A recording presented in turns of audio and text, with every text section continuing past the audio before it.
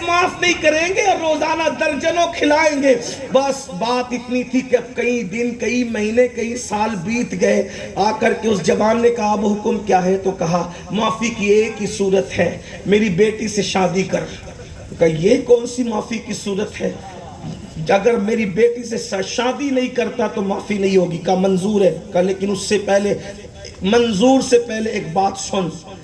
شادی کرنے سے پہلے جو لڑکی لڑکے کے نکاح میں دی جا رہی ہے, جو لڑکا جی کسی لڑکی کے ساتھ اس کو اختیار کرنا چاہتا ہے تو دونوں کے عیب بیان کر دینا ضروری ہے.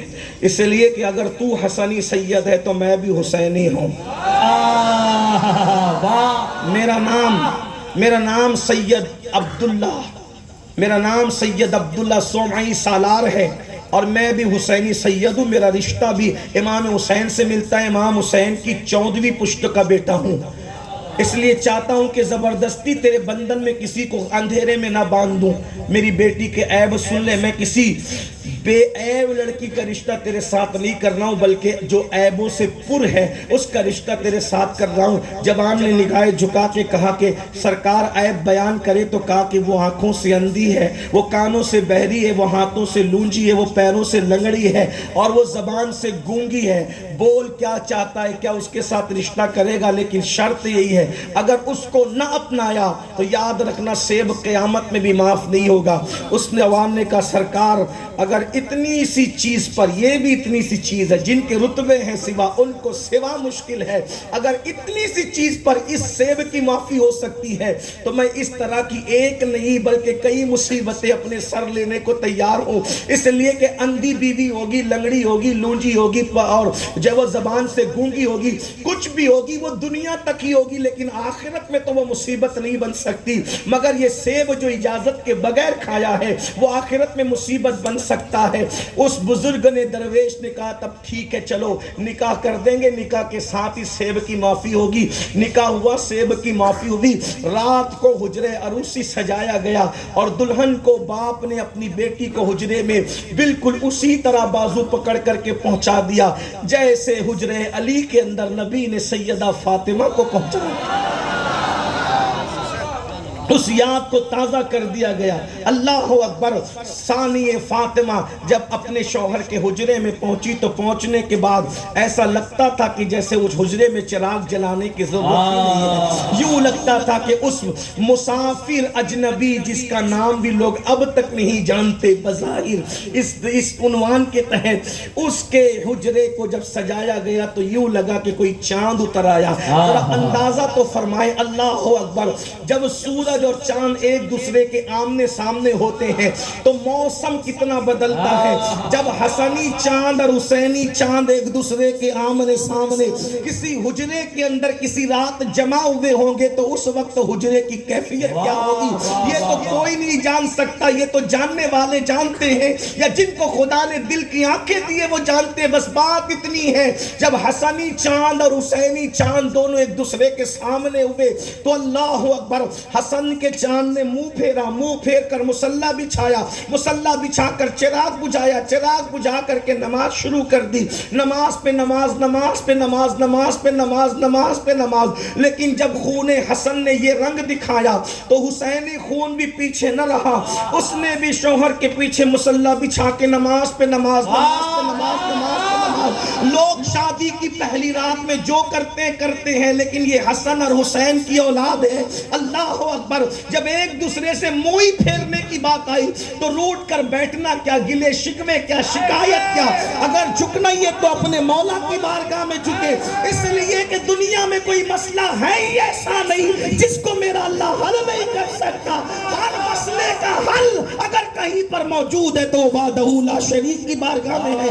مسئلہ ہمارے لیے مسئلہ ہے, اللہ کے لیے کوئی مسئلہ کبھی مسئلہ ہو ہی نہیں سکتا. ان اللہ علی کل شیء قدیر. وہ ہر چاہے پر قادر ہے. اللہ اکبر. صبحوی مؤذن نے اذان پڑھی. جب مؤذن نے اذان پڑھی, اذان پڑھنے کے بعد پہلی رات کا دولہا اسی لباس میں مسجد پہنچا. نماز فجر ادا کرنے کے بعد جب آنکھیں چار ہوئی تو تیری رات, تیری صبح کہہ رہی ہے, تیری رات کا فسانہ کے تحت اس درویش درویش نے اس جوان کو دیکھ کر کے کہا تیرے چہرے کے خد و خال بتاتے ہیں، تیری آنکھوں کا خمار بتاتا ہے، تیری سجی ہوئی زلفوں کی سج دھج بتاتی ہے کہ تو نے حجرہ عروسی کا حق ادا نہیں کیا، بتا بات کیا ہے؟ اس درویش کی آنکھوں میں آنکھیں ڈال کے پہلی مرتبہ اس جوان نے کہا میں نے تو تمہیں اللہ کا ولی سمجھا، نیک سمجھا، پرہیزگار سمجھا، متقی سمجھا، لیکن بات دو ہی ہو سکتی، یا تو آپ نے مجھ سے جھوٹ کہا اور آپ کا چہرہ دیکھ کر نہیں لگتا کہ یہ کسی جھوٹے کا چہرہ ہے، یا پھر ایسا ہوا کہ مغالطے سے دلہن تبدیل ہو گئی ہے، جس کو آنا تھا شاید وہ نہیں آئی، کوئی اور آ گئی۔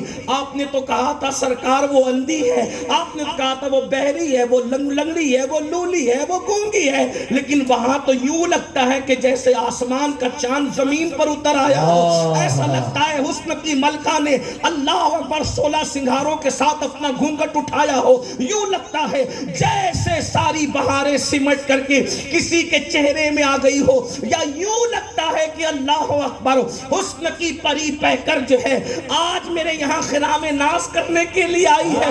اللہ اکبر، بتائیں بات کیا؟ یا تو دلہن تبدیل ہوئی یا تو آپ نے جھوٹ کہا، اور آپ جھوٹ نہیں کہہ سکتے، آپ کا چہرہ بتا رہا ہے۔ بزرگ نے کہا بیٹا، پیشانی چوم کر کہا تجھ سے یہی توقع تھی، تو توقع سے بھی بہتر نکلا۔ میرے بیٹے سن لے، میں نے نہ جھوٹ کہا، نہ مذاق کیا، نہ دلہن تبدیل ہوئی، جو میں نے کہا وہ بھی سچ ہے، دلہن تیری وہی ہے۔ کہ دونوں سچ کیسے ہو سکتا ہے؟ اللہ اکبر، گنگا یا تو مشرق کی طرف بہے گی یا تو مغرب کی طرف، اللہ اکبر، سمت تو ایک ہی ہوگی، یہ کیسے ہو سکتا ہے کہ کوئی گنگا مشرق میں بھی بہے اور مغرب میں بھی بہے؟ یاد رکھنا جو ہند کی گنگا ہے وہ دو سمت نہیں بہ سکتی، لیکن ولیوں کی ولایت یہ ہے کہ وہ جدھر چاہتے ہیں اس طرف حالات کا رخ موڑ دیا کرتے ہیں، ان کی اپنے انداز ہوتے ہیں۔ اللہ اکبر، اس درویش نے کہا بیٹا میں نے سچ کہا، وہ اندھی ضرور ہے مگر اس اعتبار سے کہ آج تک کسی اجنبی کا چہرہ میری بیٹی نے اپنی آنکھوں سے نہیں دیکھا، اس لیے وہ اندھی ہے۔ پھپھی کا بیٹا بھی اس نے نہیں دیکھا، چچا کا بیٹا بھی اس نے نہیں دیکھا، خالہ کا بیٹا کسی محرم کو اس نے قصداً اپنی نگاہ سے نہیں دیکھا۔ ارے اندھا اسی کو تو کہتے ہیں جو کسی کو نہ دیکھے۔ اب بتا میری بیٹی اندھی نہیں ہے تو کیا ہے؟ لوگوں کے اعتبار سے اس نے کبھی حرام نہیں دیکھا، نہ محرم نہیں دیکھا، اس اعتبار سے میری بیٹی اندھی ہے۔ کبھی اس نے جھوٹ نہیں بولا، غیبت نہیں کی، چگلی نہیں کی، زبان کا غلط استعمال نہیں کیا، اس اعتبار سے میری بیٹی گونگی ہے۔ کبھی اس نے غیبت نہیں سنی، کبھی اس نے برائی نہیں سنی، کانوں سے کوئی گناہ نہیں کیا، اس لیے وہ تو کانوں سے بہری ہے، اور اپنے باپ کی چوکھٹ انگال کر کبھی وہ کسی اجنبی جگہ نہیں گئی، اس لیے وہ لنگڑی ہے۔ بہنیں موجود ہے تو ان کی توجہ چاہتا ہوں، لوگوں کو آج بھی ایسے ہی لنگڑی لولی اندھی کی ضرورت ہے۔ لوگ بہت خوبصورت ڈھونڈ رہے، میں کہتا ہوں خدا کرے اس خاتون کے صدقے ہمیں کوئی ایسی اندھی مل جائے کہ جو نہ محرم کو نہ دیکھے، کوئی ایسی بہری مل جائے جو حرام نہ سنے، کوئی ایسی گونگی مل جائے جو حرام نہ بولے۔ اللہ اکبر، درویش نے جب توضیح پیش کر دی اسی وقت جوان نے جھک کر کے سجدہ شکر ادا کیا، مولا تیرا شکر اور احسان ہے، جیسا چاہتا تھا اس سے بہتر تو نے عطا فرمایا۔ اور اس کے بعد پھر درویش نے رخصت کیا، جاؤ اپنی زندگی گزارو۔ ایسا باپ جو حلال میں یوں بے مثال ہو، ایسی ماں جو یوں پرہیزگار اور متقی ہو، اس باپ کو دنیا ابو صالح کہتی ہے، اس ماں کو دنیا ام الخیر کہتی ہے۔ جب دونوں مرج البحرین کے اعتبار سے دو دریا یوں ملتے ہیں تو انہی سے شیخ عبد القادر جیلانی کی ولادت ہے۔ نعرہ تکبیر، نعرہ رسالت، نعرہ حیدری۔ لوگ نیک اولاد چاہتے ہیں، پھر حرام کیوں کھاتے ہیں؟ جب تک حرام کھاتے رہو گے نیک اولاد کا تصور چھوڑ دیجیے۔ کتنے ہی بڑے اسکول میں پڑھا لو، کتنے ہی بڑے اسکول میں پڑھا لو، اگر حرام کھلا کر کے بڑا کیا ہے بھول جائیے، اور یقیناً بھول جائیے کہ آپ کی اولاد نیک۔ دیکھو نیک اس کو نہیں کہتے جو موڈ میں آ کر نماز پڑھ لے، نیک اس کو نہیں کہتے جو چار لوگ دیکھ رہے ہو تو نگاہوں کو کنٹرول کر لینا. اب تو نیکوں سے اور اہل تقویٰ سے منبر و محراب بھی محروم ہوتے جا رہے ہیں. اس لیے کہ لباس یا موڈ میں آ کر کے نیکی کرنے والا نیک نہیں ہوتا. نیک اس کو کہتے ہیں جس طریقے سے منہ میں لقمہ ڈالنا انسان کی فطرت ہے، ایسے نیکی کرنا جب تک کسی کی فطرت نہ بن جائے اس وقت تک اسے نیک نہیں کہا جا سکتا. نیک وہ ہے جن چیزوں سے اللہ نے منع کیا اللہ اس کو وہ کام کرتے اللہ نہ دیکھے. توجہ بندہ نہیں، اللہ نے جس چیز سے منع کیا وہ کام کرتے ہوئے اللہ نہ دیکھے، اور جس کام کرنے کا حکم دیا وہاں سے اللہ اس کو غیر حاضر نہ پائے. جب یہ دو صفت انسان میں پیدا ہوتی ہے تب وہ نیک کہلاتا ہے. اللہ ہمارا گناہ نہ دیکھے یہ نیک ہے، اور اللہ ہمیں غیر حاضر نہ پائے یہ نیک ہے.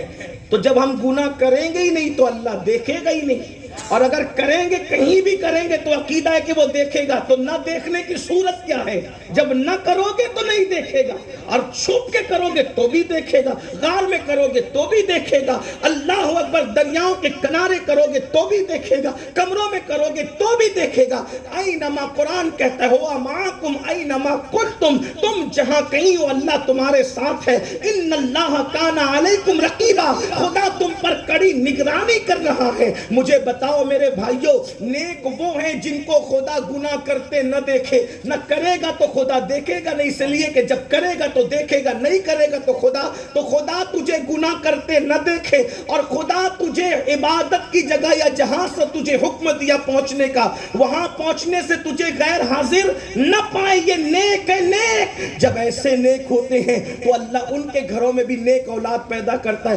آج لوگ چاہتے ہیں غوث پاک کا غلام میرے گھر پیدا ہو، اور بیوی تو سیریل دیکھ رہی.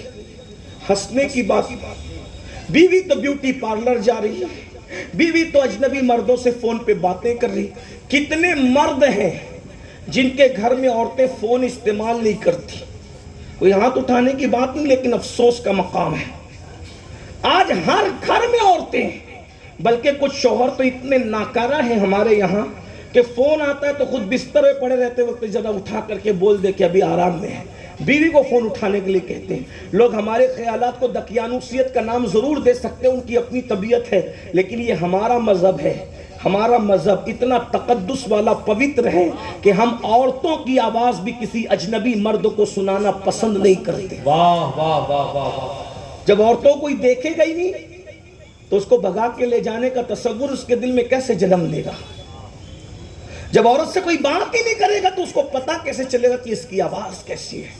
ہمارا مذہب تو عورت کی آواز کو بھی عورت قرار دیتا ہے. کہاں جاتی ہے تمہاری غیرت؟ ہمارے مذہب میں تو یہاں تک حکم ہے کہ عورت بلند آواز سے تلاوت قرآن بھی نہیں کر سکتی. میری آپ کی بیوی کی بات نہیں کر رہا ہوں، ہماری اور آپ کی بیویوں کی تو کوئی اوقات اور حیثیت ہی نہیں ہے. اس مقدس خاتون کی بات کر رہا ہوں جس کے بستر سے قرآن نازل ہوتا ہے، جو ام المومنین ہے، طیبہ ہے، طاہرہ ہے، صدیقہ بنت صدیق ہے، جس کی شان میں قرآن مقدس میں اللہ نے 10 آیتیں نازل فرمائی، جس کی شان میں سورۃ النور نازل کی گئی، جس کو راحت جان مصطفیٰ قرار دیا گیا، اللہ کے حکم سے جس کے ساتھ حضور علیہ السلام کا نکاح ہوا. اللہ اکبر. اس مقدس خاتون نے جب بلند آواز سے تلاوت قرآن کی تو اللہ کے رسول نے فرمایا عائشہ قرآن کی تلاوت کے وقت تمہاری آواز بلند نہیں ہونی چاہیے، کیونکہ عورت کی آواز بھی عورت ہے، جو کائنات کی ماں ہے، مومنین کی ماں ہے. جب اس کی آواز بلند ہونے سے وہ بھی قرآن کے حوالے سے منع کر دیا گیا تو آج مسلمانوں کی عورتیں اگر رت جگوں کے موقع پہ روڈ پہ ناچ کر کے گانے گائے تو یہ کون سے مذہب پر عمل ہے؟ اور جو عورتیں شادی اور رت جگوں کے موقع پہ ناچ کر کے گانے گائے گی تو ان کے گھر میں غلام غوث اعظم پیدا ہوگا یا شمر پیدا ہوگا؟ بڑی معذرت کے ساتھ یہ جو دنیا میں شمر جنم لے رہے ہیں، لوگ آج سے 50 سال پہلے کہتے تھے کہ نسل یزید ختم ہو گئی، ہم نے مان لیا تھا.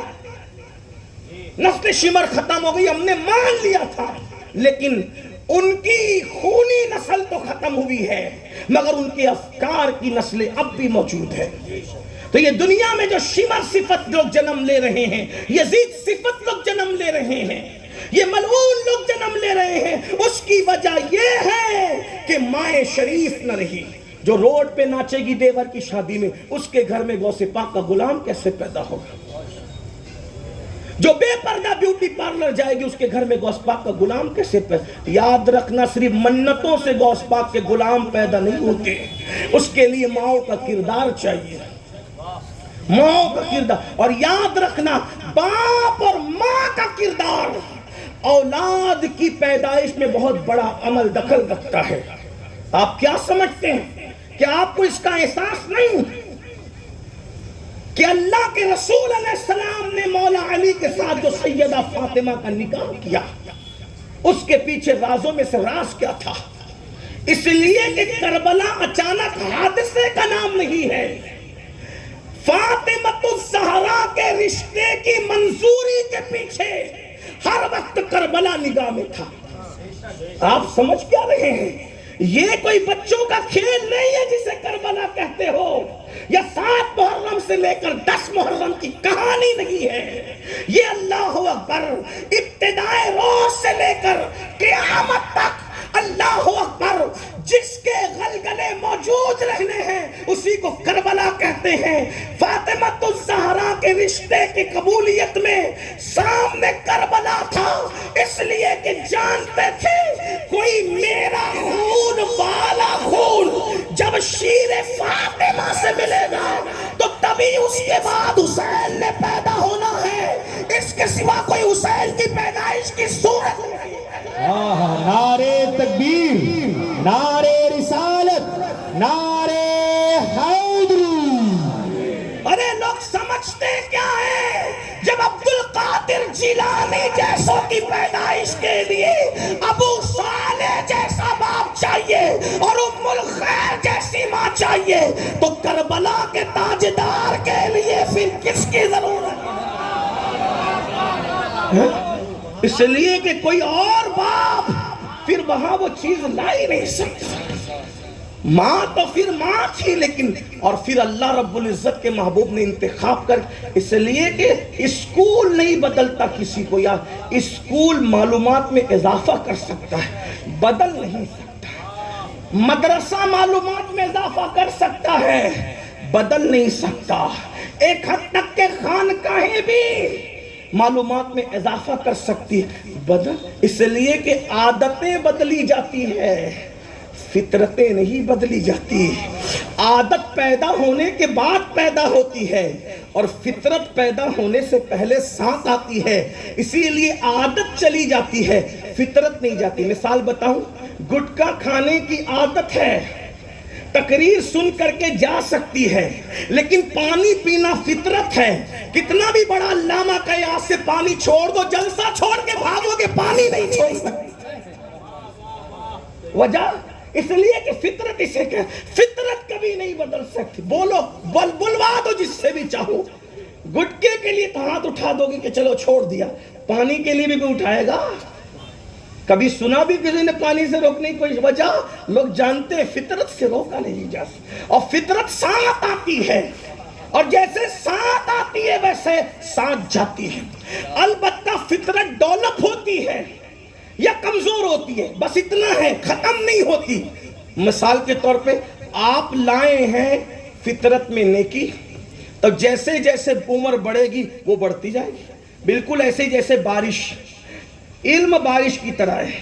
علم کس کی طرح ہے؟ سمجھ میں آتی ہے بات؟ علم کس کی طرح ہے؟ بارش کی طرح. بارش اگر گندگی پہ گزرے گی، دیکھنا محلے میں اگر کچرے کا ڈھیر ہے، جب بارش ہوتی ہے تو بولو بدبو بڑھتی ہے کم ہوتی ہے؟ بولو بھائی، بولیں.